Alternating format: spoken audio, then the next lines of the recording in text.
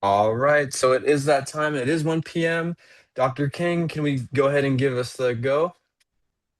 Awesome, awesome. Okay, so hello, everybody. Welcome to our undergraduate briefing series. My name is Aaron, and I'm so happy you guys can all join us today. We have a great turnout so far, so hopefully we can keep it going. We want to share us a lot of information with you today. So before I begin, I want to introduce our team here. Our group includes myself, Caleb, we have Genesis, George, and Sydney, and we are all history and political science majors. So each of us brings a different perspective to this presentation. We all have a lot of data we want to share with you guys, and we are very excited to be able to do that. For those who don't know, we are doing a series in our comparative politics class. So we have three groups total. We are going to be doing India today, and we are so excited. We have another group doing different country, and another one doing another one. But we are very excited to be able to share all the data we have gathered about India today.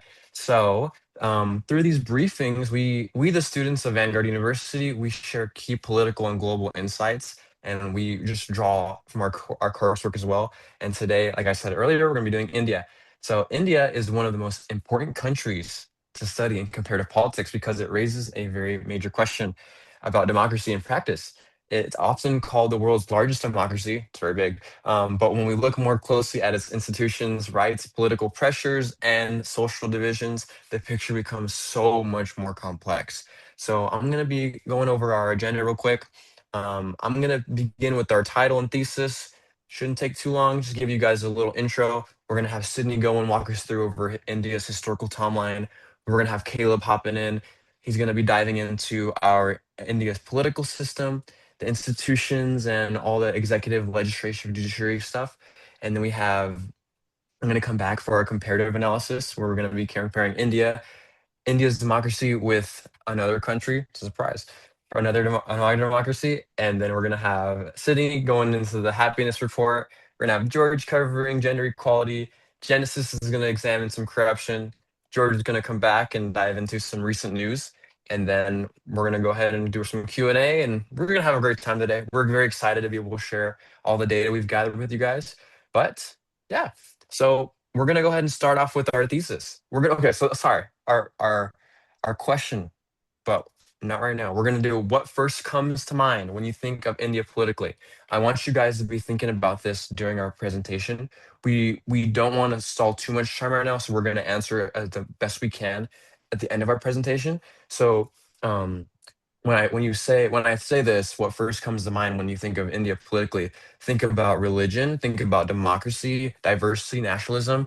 Think of some ideas, jot them down, and then later after this presentation, we'll try our best to answer those questions, and we'll go over them as well.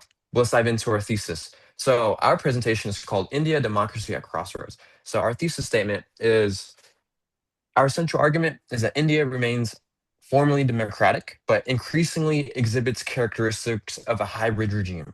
While elections, political parties, and constitutional institutions remain in place, concerns about civil liberties, media freedom, minority protections, and institutional independence suggest that the quality of democracy is under strain. India is especially significant in comparative politics because it is not neatly fit into one little category. India is very cool, has a lot of different democratic, fun things. It's not like one country, and which we're going to be exploring later as well, where we compare India to another country. So this raises the guiding question of our presentation today. Is India still functioning as a healthy democracy, or is it moving toward a more restricted and uneven form of rule? And to answer that, we're going to begin by examining historical forces that shaped its political development. So with that being said, at this point, I'm going to go ahead and hand it over to Sydney, who's going to cover our historical timeline. Yes, thank you, Erin. We're going to be talking about the historical timeline of India. So, we're just going to briefly cover ancient India and the Muslim influence. Ancient India we're classifying as before 1000 AD, and ancient India is where we get Hinduism and the caste system, which continue to impact India today. So that's very important to India's culture and history. And then Muslim influence came in 1000 AD, and Islam brought over the Mughals. which helped unify northern India especially. So that made it more cohesive, kind of like what happened with the Romans when they unified the Italy Roman area. That's kind of what happened with India and the Mughals. And then jumping forward, we're going to talk about 1498. That's when the first European territory was established, and the Portuguese were actually the first Europeans to make a settlement, even though the British were the largest impact in India. And after the Portuguese came over, the British came over, and the French as well. And the real struggle against European forces started around 1857 to 1858. And the reason for the struggle is a company, a private company called the British East India Company, acquired a lot of power in India through trade and other factors. And the Sepoy Mutiny killed hundreds of British people in India. This started because the British brought over certain guns, and the guns had to be cleaned with certain animal fats. And those animal fats were like cow and also pig, which Muslim people with the pig, and then cow fat with the Hindus, they just did not, that didn't agree with their culture. So that is kind of the root of the mutiny. And that ended up killing a lot of British citizens. So the British government took over power from the British East India Company, and they passed the Government of India Act, which transferred the power to the actual British government. There's a photo of the mutiny on this slide, so you can kind of get an idea of the time period and what it might have looked like. And then in 1885, the formation of Congress in India happened. And when you hear Congress, you might think of like a political body, like when we have Congress in America. But Congress in India is a little bit different. It's actually like a political party.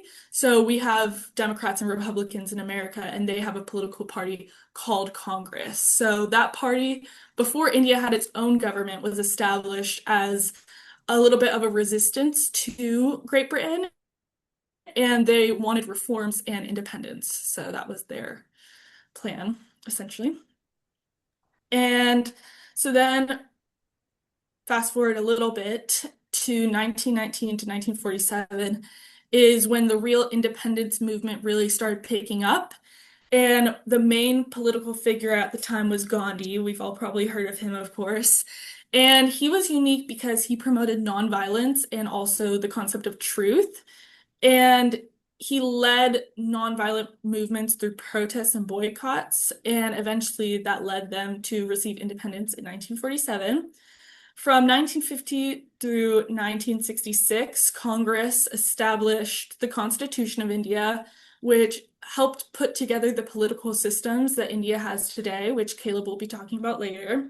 And they established the government, and Congress as a political party is generally considered centrist or slightly left-leaning, but they're generally like a pretty centrist party.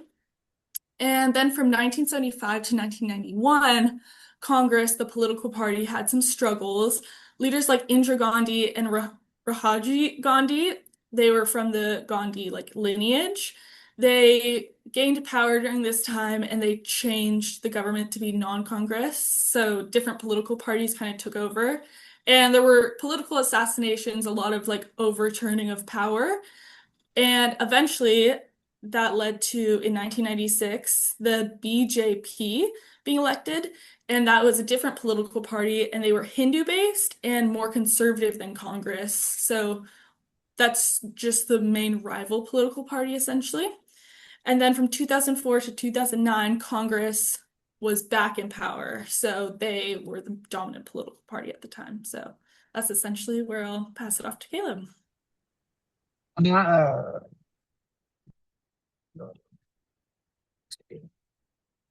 I am unmuted. Okay. Hi, I'm Caleb. I'm going to talk about India's political system and institutions. So first things first is India is a formally a federal parliamentary democracy.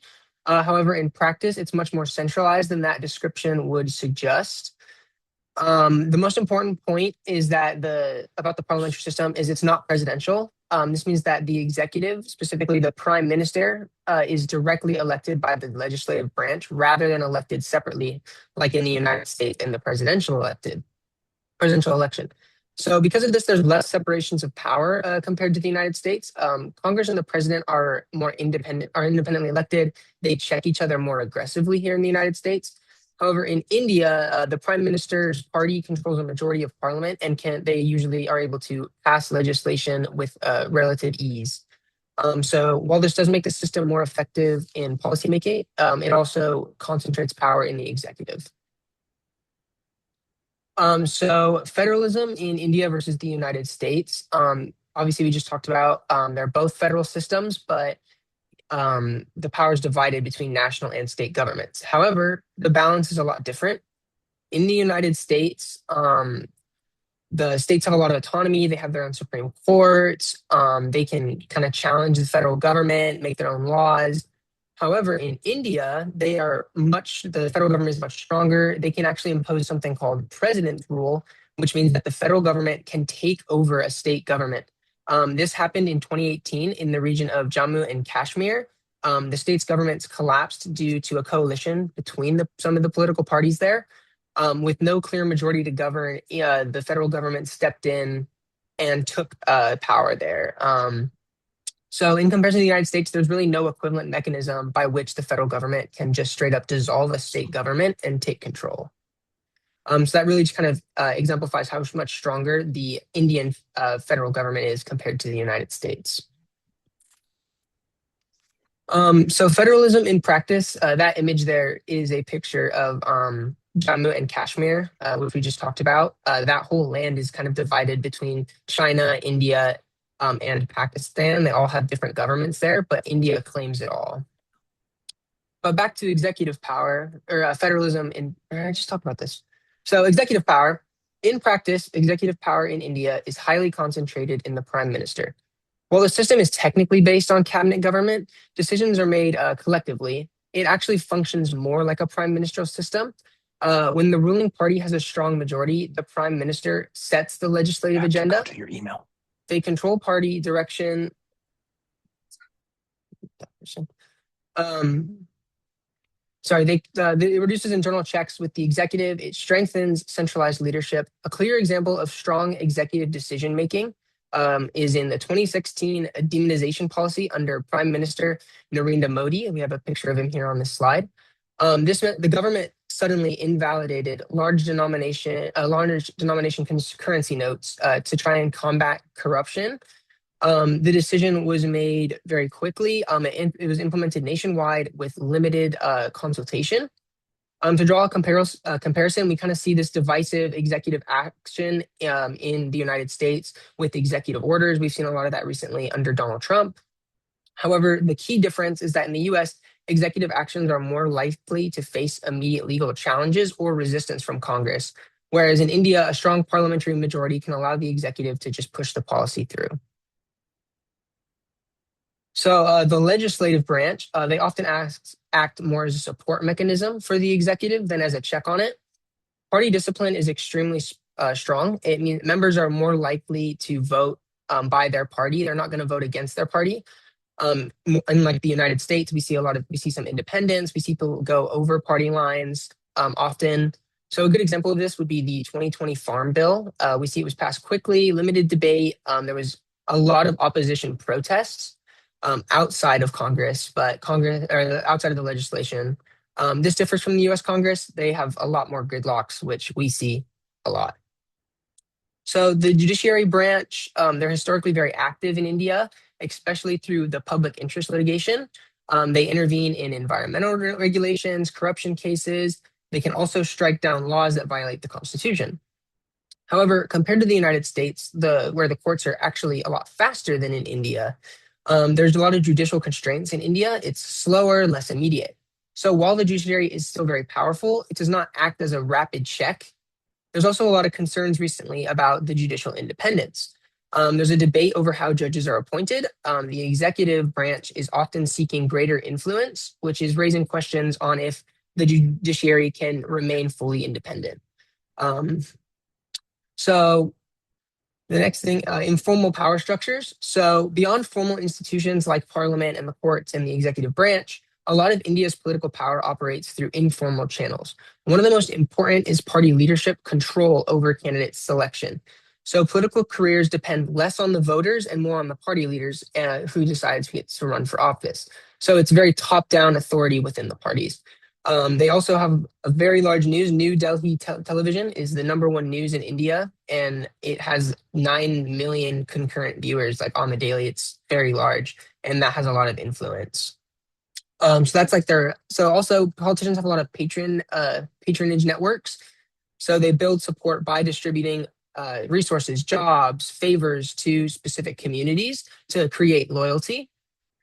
We also see lobbying and economic elites have influence on Indian politics, similar to in the United States. It does not violate any formal rules, but it does shape outcomes in a way that's a little fishy sometimes. So comparing to the United States, there's also informal power here, as we just discussed, lobbying, media influence, but it's a lot more independent here. Federalism definitely has a check. We've seen laws put in place in the United States to try and limit how much money can be sent to candidates. That is not the case in India. So religion in the state. Formally, India is a secular state, so the government is not supposed to favor any religion. It's really that is written directly into the constitution. It's meant to assure equality. But in practice, religion plays a majority role. Obviously, Hinduism is the largest religion in India, as we can see on this map here. So political parties are appealing to religious identity, like the BJP mentioned earlier. They are very much so Hindu nationalism, and they have used that to gain support through the religion. And that has led to a rise in Hindu nationalism all over India. It's influenced policy decisions, public rhetoric, and debate over the national identity. So we can look at a comparison in the United States. We have a lot of evangelical voting blocks in the southern United States. They lean more Republican. The Republican Party very much so goes after that evangelical vote. This is very, very similar to how the BJP operates. So while India is secular in theory, in practice, religion is a very powerful force there, and it is very much so need to be kept in mind. So India is technically a multi-party system, but in practice, it is moving towards what political scientists are calling a dominant party system. The BJP currently holds significant power at the national level. It allows it to shape policy and political discourse much more than its competitors. The main opposition party, which is the Indian National Congress, has declined in strength over the past decade, making it harder to present a unified national challenge. The weak opposition reduces competition at the top, even though elections remain competitive. At the same time, regional parties remain very important. In many states, they are the dominant political force and can resist national level control. This creates a system in which policies are centralized at the national level, but remain fragmented at the state level. If we compare this to the United States, the US has a very stable two-party system. Competition is very consistent between the Democrats and the Republicans, while in India, we see it a lot more one-sided and uneven. So I'm going to pass this off now to Aaron, who is going to compare India's politics to another government. All right, Caleb, thank you so much. So on the same topic that Caleb was, going over regime types and some power over there, we're going to compare India to China. So now that we looked and dove a little back on India's history, I wanted to place China here. Why? Why China? Because both India and China are very big populations. They have a lot of people in them. They have very deep, long histories, and they both have a major global influence as well, but their political systems, they'd operate a little bit differently. So I'm going to be going into three different points, and we're going to look at them side by side so we can better understand the differences and look at them more clearly. So the first I'm going to go into is our regime type. So India is still more politically open than China. India has opposition parties, public participation, and more room for political debate, even though those democratic features are under pressure. China, by the contrast, is much more centralized and tightly controlled, which makes it easier to classify as an authoritarian government. And this shows that India is not fully authoritarian at all, but it is also not functioning like a liberal democracy. It's not not like us. We're not like the United States. So we're a little different. So then we're going to go into the second point, which is our elections and the political competition. So in India, elections definitely still matter. They do have a very open democracy, but that doesn't mean that elections don't matter. Political parties compete, citizens vote, and in very large numbers, and elections outcome can affect the balance of power. Even when one party becomes dominant, voters still have the ability to push back. That's not the same in China. China, that kind of national multi-party competition does not exist in the same way. That makes India's system more open, even though it has real democratic weaknesses. And we're going to go into that as well. The third key point is our civil society and the freedom of expression. In India, there are still protests. We have journalists, opposition voices, and public debate, much like in the United States. Those freedoms may be under increasing pressure, though, but they still definitely exist. In China, however, civil society is very, very far more restricted, and dissent is much more tightly controlled. So while China shows clear authoritarian government rule, India shows something more complicated. It's a democracy that still functions, but there's still some signs of democratic backsliding. So overall, comparing India to China helps us see that India occupies this little middle space. So if we're talking about US kind of democracy, and then we're going to India, and then we're going to China where we have more authoritarian rule, India is in that middle ground where it's clearly under strain, but it's definitely not as authoritarian like China. So yes, that's what makes India such a valuable case in comparative politics because it's super unique, unlike different countries. So while China shows that clear authoritarian rule, while India shows what democratic backsliding looks like in an electoral system. So we're on conclusion. Let's go to, I think the next slide, Caleb will talk about that. Okay, yes, passing it on to analysis of political parties. We'll go back to Caleb. Okay, so I'm back. I'm going to talk about the analysis of some political indices. The first one I'm going to cover is the EIU Democracy Index. India is actually 41st on the democracy scale. They have a score of 7.29 out of 10. That EIU stands for Economist Intelligence Union. It measures the quality of democracy. India, again, ranks 41st out of 167 countries. They score 7.29 out of 10, and that labels them as a flawed democracy.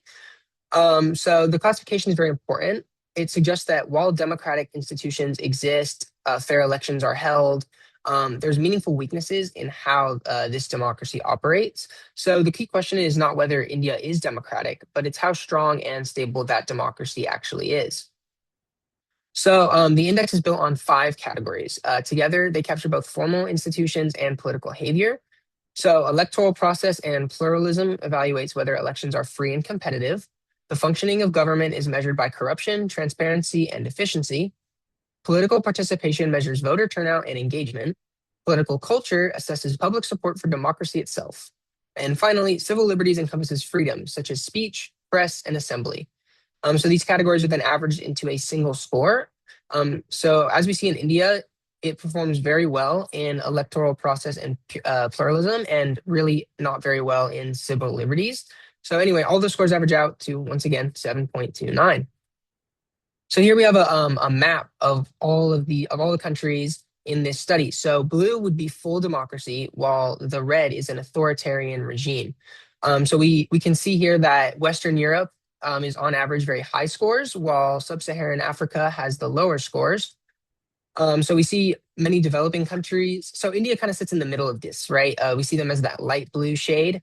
So they're not authoritarian, but they aren't quite a full democracy just yet.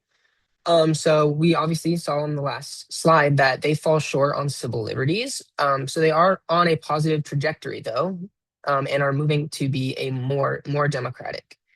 So if we kind of zoom in here on Oceania and East Asia, we can see that India is very democratic compared to its neighbors in Pakistan, Afghanistan, China, Nepal, Brunei. We kind of see that India is really just this bright spot in that area. Very important. So if we're going to talk about India's strengths, they have a strong electoral system. They have a high voter turnout, widespread participation, institutional continuity. We can see on this graph that in 2019, they had 67% voter turnout, which is very high. That is higher than the United States. So they've maintained institutional continuity since their independence. It reinforces the democratic legitimacy of the nation. It's a very major reason why India remains classified as a democracy and has not fallen to a hybrid or authoritarian regime. So now we can look at some of their weaknesses. And we can see that despite all their strengths, India's overall score is lowered by these key weaknesses. Civil liberties are often under increasing pressure, particularly in areas like freedom of expression and minority rights. The media environment has also faced criticism with concerns about political influence and reduced independence. At the same time, power has become increasingly centralized under Prime Minister Narendra Modi, affecting the balance among institutions. The opposition has also struggled to remain effective, which weakens democratic competition. Together, these factors reduce the overall quality of democracy. So if we're going to look at our key analytical insight and conclusion, so a key insight from the index is the distinction between procedural and liberal democracy. India performs well procedurally, meaning elections, participation are very strong. However, it's weaker in the more liberal aspects, such as protecting rights and maintaining institutional checks. This creates an imbalance where democracy continues to function, but it's not always fully liberal or in a rights-based environment. So overall, India remains a functioning democracy, but it is under increasing strain. There's a growing gap between strong institutions on paper and how they operate in practice. This makes India an important case for understanding how modern democracies can persist while still facing internal challenges. I'm now going to pass it off to Sydney, who's going to talk about our next index. Thanks, Caleb. Yes, the index I will be talking about is the World Happiness Index. And the World Happiness Index is very interesting because how do you quantify happiness? And that's the question we're going to be talking about, and we're going to be talking about India's score. So, India's score was 118th out of 147 countries, and it received a score of 4.389 out of 10. So a little bit on the lower end. And when we're thinking about the factors that go into this index, they include GDP per capita, social support, healthy life expectancy, freedom to make life choices, generosity, and perceptions of corruption. So we're going to talk a little bit about the lower factors. This is a graph directly from the index, and it shows a little bit of a breakdown between the different factors. And we can see that India scored lower on the GDP side and also on generosity.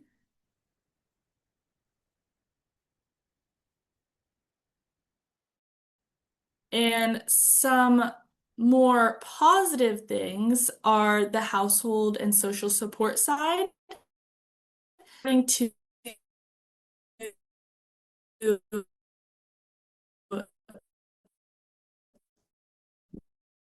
the report, more than 50% 2023, most countries outside of India had a decrease in the quality of social connection among young adults.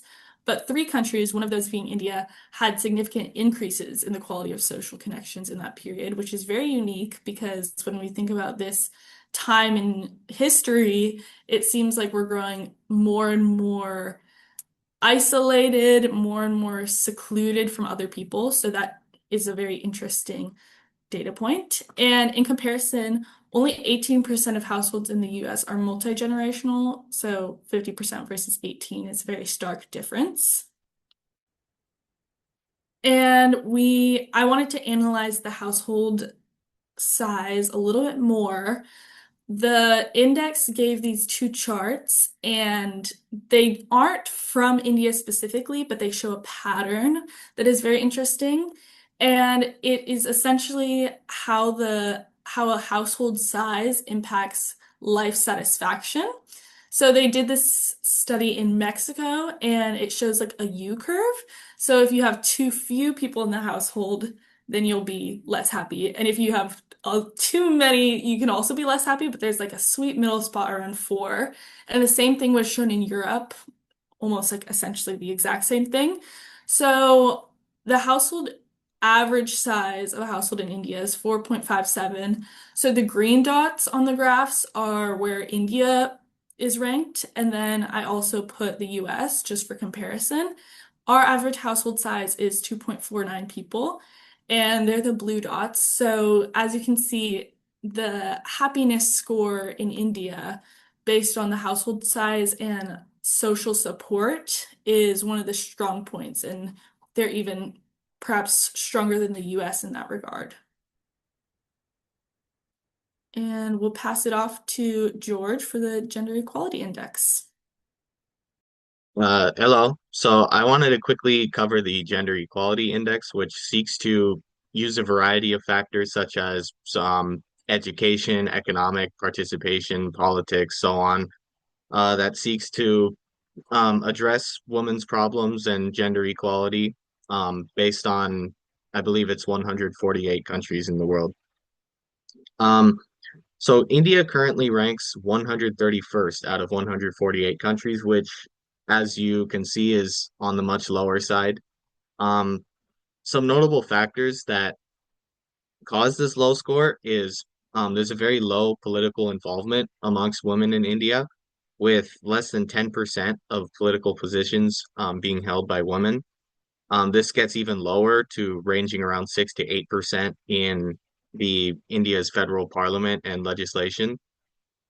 And there's moderate public participation of women in public employment, averaging around 40 to 45% by state. However, there are notable outliers where these numbers can get up to 55 to 60% in other areas. So it varies significantly in such a diverse and big nation. Another very notable problem is there's a very high crime rate that targets women. This is a very notable taboo that exists in India, where there's arguably not enough representation or police activity that seeks to protect women and help them. And as a result, women often stay at home much more on average than other countries or don't choose to participate as much in public life, which significantly affects India's score in the gender equality and is probably one of the most notable factors. And however, besides this, India has equal voting rights laws and multiple other laws that have been um, given that seek to help women and protect women's legal rights. Yet its practical effect, largely as a result of India's society and cultural patriarchy surrounding men in society, often um, makes this effect debatable. However, to continue, there is a more promising outlook regarding this. There are multiple laws that have been introduced to combat low gender equality, as I've stated before, most notably the 2023 Women's Reservation Bill, which hopes to enforce a 33% minimum for women's representation, which includes all forms of government and bureaucracy in India. But as you might notice, it says the 2023 Women's Reservation Bill, and as you know, it's 2026 currently, which addresses another big problem as even though there is significant political support for increasing gender equality and women's rights, its effect is very debatable as a lot of these laws, such as the Women's Reservation Bill, often remains in deadlock without um, any practical effect in Indian society. Even despite this, there's a very high national support for women's rights, with over 80% of Indians believing that gender equality is important. Um, However, as I stated before, there are deep-seated patriarchal divides and traditions that often hinder actual progress. India has a long history with a lot of these traditions, such as the caste system and certain other religious and cultural practices that often leave women more in the household and not as active members of society. And so it creates a very interesting divide where India is seemingly on paper very progressive and supportive of gender equality, yet when it comes to actually enforcing it, a lot of its own traditions and um, deep cultural ties, especially considering how diverse the nation is and um, how many different cultures there are pertaining to women, it often gets significantly hindered. And I'd like to pass it over to Genesis, who will cover the corruption index. Yeah, so I want to briefly talk about what the corruption index actually measures and who publishes it. So the corruption Perceptions Index, or CPI for short, is created by the Transparency International, and it measures how corrupt a country's public sector is perceived to be. So it uses a scale from 0 to 100, where 0 means that it is highly corrupt and 100 means that it is very clean in their own wording. So the index is based off of 13 different data sources, including expert assessments, as well as business surveys, and it covers over 180 countries and territories. Where India falls on that specifically is in a rank of 91 out of 182 countries and territories, and it has a score of 38 out of 100 on that 100 scale. If we look at this corruption index on a more global scale, the average CPI score is 42, and that number has been declining over time in the years. In fact, 122 out of the 182 countries that are on this index score below a grade of 50, which shows that corruption is a very widespread global issue with very little overall progress. This lack of progress is often linked to weak leadership as well as a lack of accountability and just declining democratic checks, which allowed corruption to continue without strong consequences in return.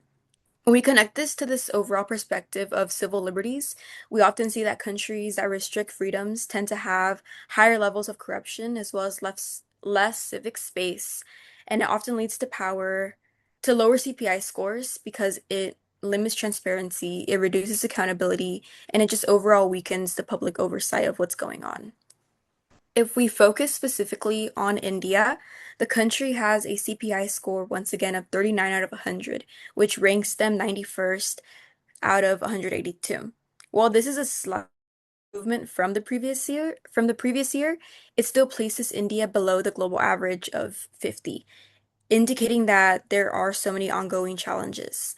On a regional level, specifically in the Asian Pacific region, many countries also score below the global average, and India falls into that mid to lower range among democracies. This basically reflects a broader regional issue, such as weak enforcement, political influence, and growing public dissatisfaction to all the countries in that regional level. When we look at corruption in India on a time scale and just over time, the trend shows very minimal improvement. So the CPI score has only increased about 1 point recently, which suggests that progress is very slow and largely stagnant. This indicates that corruption is not being significantly reduced, but rather maintained at this consistent level. Key reasoning for this is the strong connection between corruption and power. Corruption is often tied to the abuse of authority, especially when there is weak checks and balances in the place. Without a strong oversight, resources can be misused and institutions can begin to decline, ultimately weakening the effectiveness of governance as a whole. This directly impacts political rights simply because corruption allows elites or powerful groups to have a greater influence over political decisions. When oversight is weak, fairness is reduced, and a democratic accountability is undermined, even in a system in which they are technically democratic. If we look at this on a scale where we include real world examples, although corruption can happen in everyday situations, there are also so many major national level cases that highlight deeper systemic issues. For example, the electoral bond scheme in India allowed anonymous and unlimited donations to political parties. India's Supreme Court struck it down because it reduced transparency and violated citizens' rights to know who is exactly funding their political figures and actors. And this raised concerns about unequal political influence and whether wealthier groups can shape policy without public accountability. Another example comes from the judiciary, where large amounts of unexplained cash were discovered in the home of a high court judge in 2025. This led to investigations as well as discussions of impeachment, which is especially significant because the judiciary is supposed to act as this check on corruption. So for that to happen in that scale just showed how much corruption goes on in India as a whole. These examples show that corruption in India is not just limited to everyday interactions, but can also exist at the highest levels of governance and government. This reinforces what we see in that CPI score, and that corruption is simply systemic in India and can impact political rights, institutional trust, as well as the overall quality of democracy. I would love to pass it over to George, who will talk about current events and some recent news. All right, I'm back at it. So just to quickly cover some recent news that's kind of important to this overall talk about India.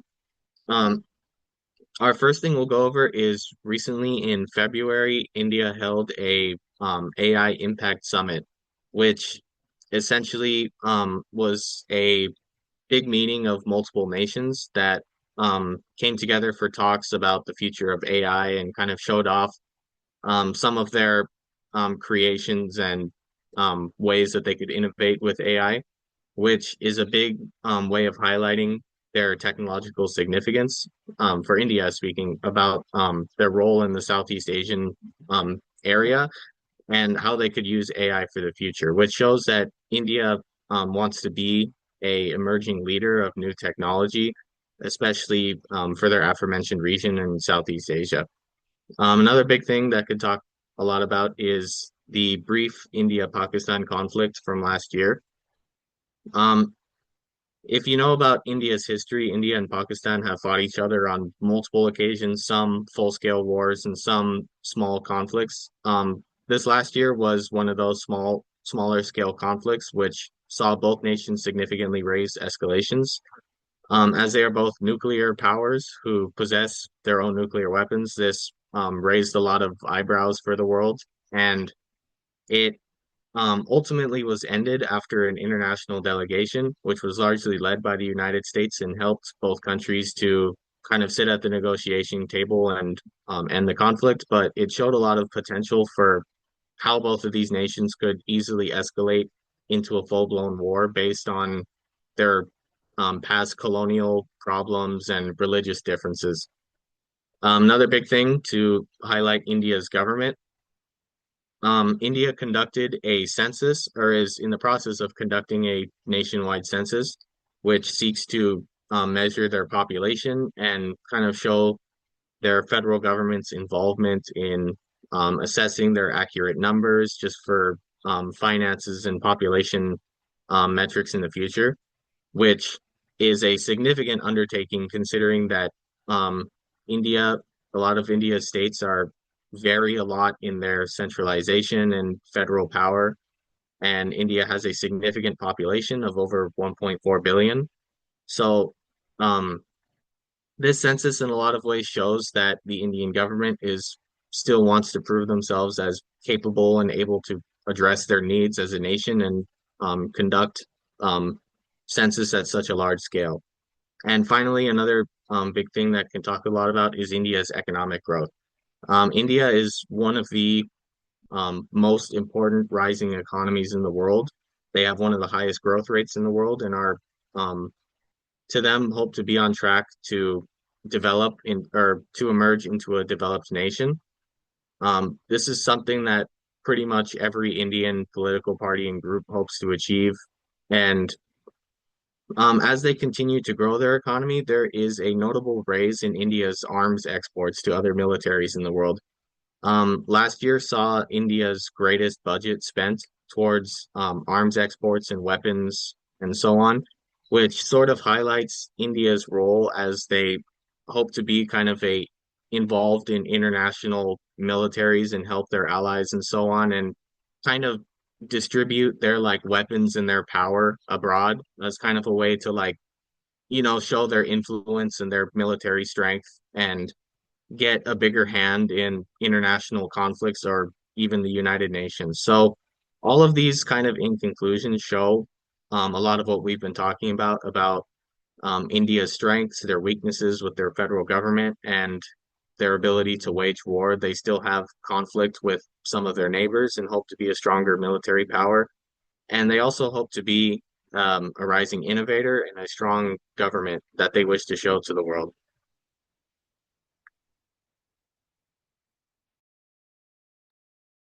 Awesome, awesome. Okay, so thank you so much, George. We're going to be looking back on our presentation now as a whole, just kind of going over what we went over today. So, the historical section showed us that India's political identity was shaped of centuries of change. Thank you, Sydney, for that. We went into the historical background of it, we went through some key points in history.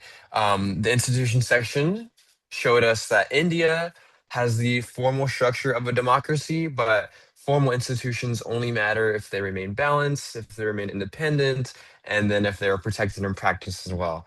And then we went over the indices section. Thank you so much for that. Again, Caleb, we went over a lot. Caleb went over a lot. He went over the measurable views of India's condition today. He also went over the some power. He also compared it to USA. We talked about its democracy score today. We talked about happiness ranking, gender equality issues, and some corruption concerns. And they all reveal that political systems affect everyday life and not just constitutional and elections. These indicators show that India has democratic strength, but also weaknesses that cannot be ignored. So also we compared it to China. India is still more open, more participatory, and more competitive, but compared with liberal democracies, India still shows warning signs of democratic erosion. However, that is why the idea of a hybrid regime helps explain India so well. Again, I'm going to talk about it where we went with the United States at the top, and we have India, we have China being full authoritarian, and us, the United States, being more democratic as a government. So our three main conclusions are this. First, India is definitely still a democracy, but it's under a lot of pressure. It's not a full democracy. It's not authoritarian. It's right in that middle. Fits right in that middle.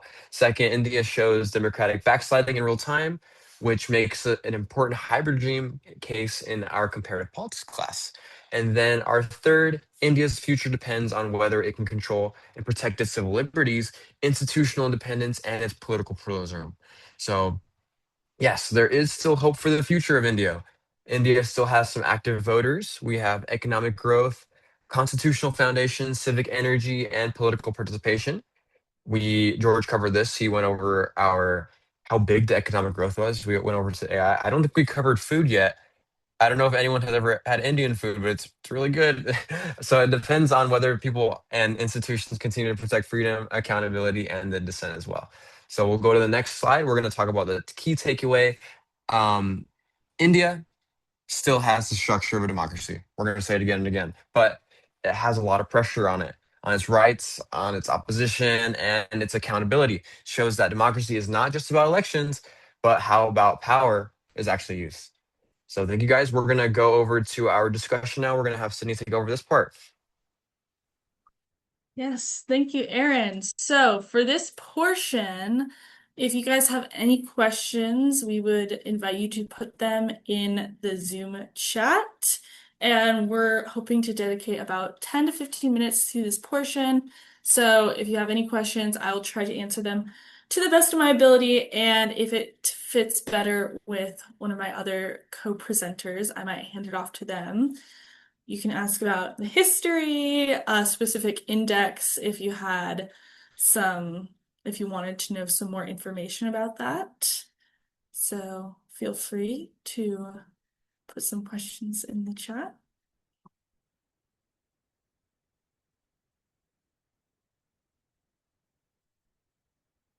Okay, we have a question. What do you guys see in the future of India's corruption index?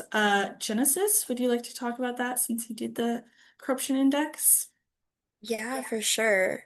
So kind of like I mentioned, it has grown very minimally, but it's grown. It's gone up in their points. Over the past decade, it's mostly stayed in between that 38 to 41 range. So it's still showing a very little long-term improvement. In terms of the future, I think that we'll see some gradual improvement at its best, and we'll still have periods of stagnation, but I don't think there'll be any dramatic jumps of um, a scale in their pointage unless some major reforms happen in India. But yeah. Awesome. We got another question. Why is it that India's government struggles to maintain order and civility at times, especially compared to China, which has a similar population, but whose government maintains a clear sense of justice according to its respective ideology? I can touch on this a little and then see if Caleb has anything to add on because this was a little bit of his specialty. I think India's government can struggle to maintain order because of the fact that it is a democracy and it stays true to that, I think China might have a little bit of an easier time maintaining its authority because it is authoritarian and they have pressure on the people to obey what they say.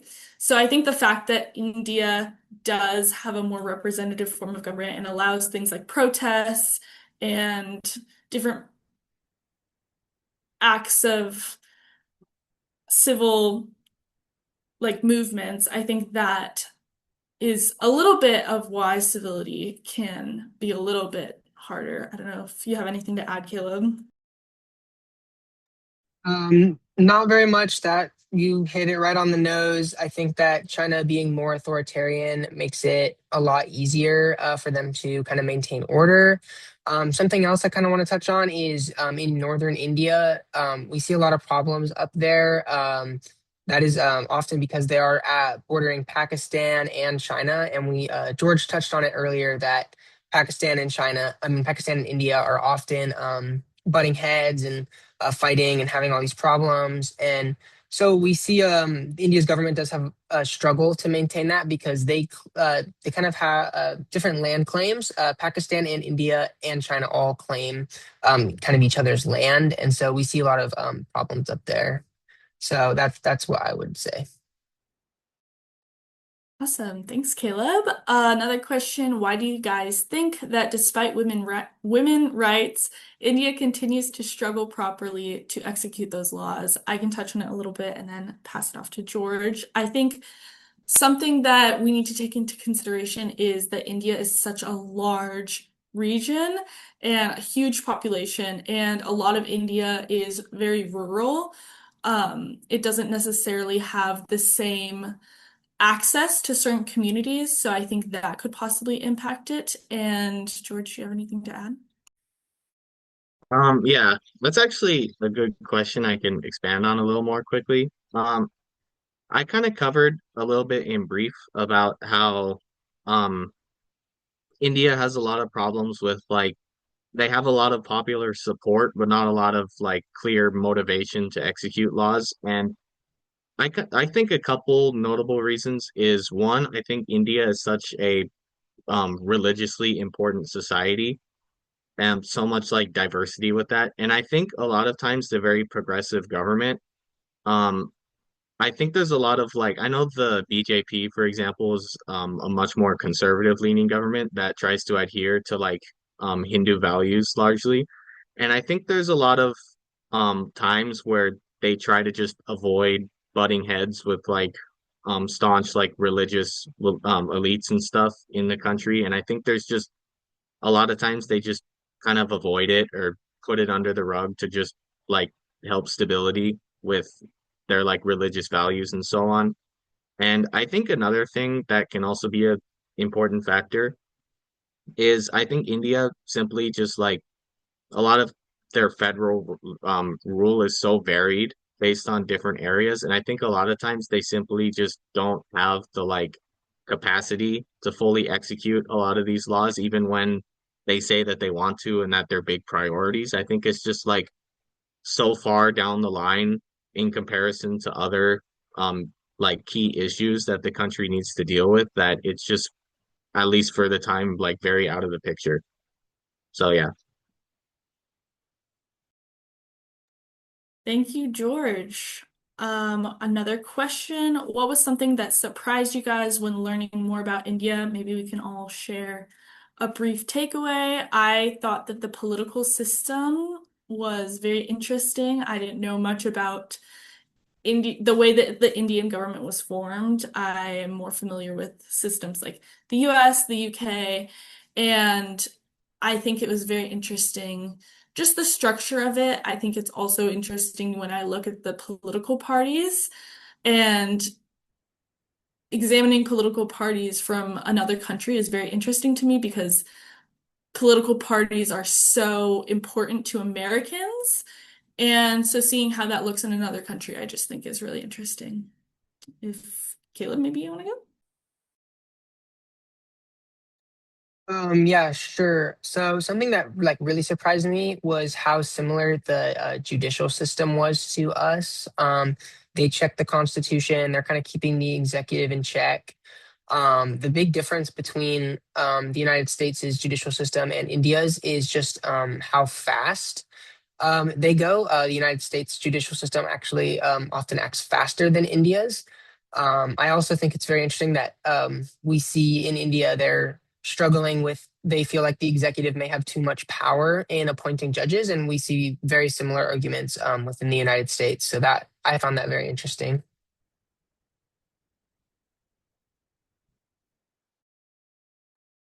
Yeah, I'll pop in real quick too. Just to kind of piggyback off what Caleb was saying, all while this is going on, they have so many different cultural, religion, and a lot of languages over there in India as well. So while there's a lot of differences and diversity over there in India, they still have a very strong yet diverse government, and it's a diverse society. So it all kind of ties in again to that universal message of India being so unique, how their democracy is a little different, their culture a little different, but at the end of the day, they still function and it still works. It's not like this terrible government. It's still working, functioning government. But yeah, that's why. I also I want to can, piggyback off oh, what sorry. Aaron was saying. No, my bad. I think that their regional identity in like its whole is so close knit to their national identity, which I think is very, very surprising. I think a lot of people first identify with their state and their language and their region, but regional parties played this huge major role in national politics as a whole, and national unity doesn't erase their local identity, but rather coexist with it. I could finally kind of quickly touch up. I think one thing that interests me a lot is when you look at India's like government itself, I think like when you compare it to countries like China, like we had a whole thing about who has a very similar population, they still go down the very like authoritarian, like centralized route, which I think is something China's been doing for thousands of years. When you look at its imperial history, but when you go to India, I find their recent switch to like going full democracy to be such a massive undertaking for such a big country, and just to see like how they execute it and the problems like that naturally will come with it. So I find like a lot of this stuff that we've been going over to be so interesting, considering like how big of a country is trying to manage a democracy with so many people when they could be going down a similarly like centralized, more authority focused route like other countries. So yeah. Awesome. Thanks, guys. Another question that we have, what do you think can support national unity amidst the polarization among regional parties? I think this is such an interesting question. I think maybe Caleb can touch a little bit on it as well, but I'll give my take. I think national unity is a really hard thing for such a big country like India, even in the US. We very much identify with our states sometimes. And in India, during colonization, they kind of put a bunch of random groups together that didn't necessarily have a national sense of unity before. So creating a national sense of unity can be difficult for any colonized country. So I think if they can promote the idea of India being a country that is a strong economic power, then maybe more Indian people would feel connected to that. And if they make advancements in different global stages, it might make people want to more closely identify with the national country of India. Caleb, anybody else? What do you guys think? I'll jump in like super quick. I 100% agree with everything you said, Sydney. You're like super right. I think that something else that can kind of support the national unity is honestly the BJP, like the political party, very Hindu nationalist, is really kind of pushing against the North. And I think if they want more national unity, they need to kind of go back on kind of that religious staunchism and just try and get everyone under the idea of national Indian unity, just keep everyone, we're all Indians, no matter if we're Hindu or not. I think that would really help. Awesome. Thanks for everybody who asked questions. We're nearing the end of our time, so we're gonna wrap up. But thank you to everybody who answered questions and asked questions, and I'll hand it off to Genesis. Yeah, I simply want to thank everyone for taking the time to join us today. We really appreciate you all being here and simply uh, really engaging with our undergraduate briefing on India and just taking the time to ask questions and pay attention to what's going on. So, throughout the duration of our presentation, we explored India's political system from so many angles. We talked about its historical development, its political institutions, key indexes like democracy, happiness, gender equality, and corruption. And all of these perspectives, they just help us gain a better understanding of both the strengths and challenges that come into shaping India as a modern democracy. We would love to keep connected with all of you, and if you'd like to stay connected or keep up with future briefings and any other events that go on, we would love for you guys to feel free to follow the History Political Science Department on social media. We do have an Instagram, you can follow us on LinkedIn, and we do have a YouTube channel. So we'd love to have all of you involved. But once again, thank you so much.